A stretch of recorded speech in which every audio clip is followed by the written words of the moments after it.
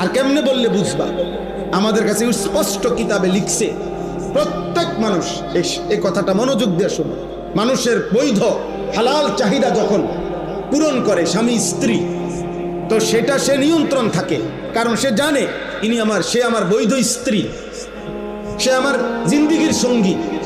কিন্তু হারাম যখনই যে যেখানে নিজের হাত দ্বারা হারাম চাহিদা পূরণ করুক, অশ্লীল দৃশ্য দেখে পূরণ করুক, আর হারাম নারীর সাথে হারাম প্রেম হারাম সম্পর্কের মাধ্যমে পূরণ করুক, ওই নাফরমান, ওই মানুষরূপী জানোয়ার, ওই চরিত্রহীনের নিয়ন্ত্রণ থাকে না। সে এই পরিমাণ তখন হারাম জিনা আর ব্যভিচার আর অশ্লীলতা করে নিজের হাতে নিজের শরীর নিজের জীবন নষ্ট করে দেয়। কারণ অর্থ গুনার অসভ্যতার চাহিদার কারণে শয়তান যখন তার উপরে পুরা সাওয়ার হয়, পুরাপুরি সাওয়ার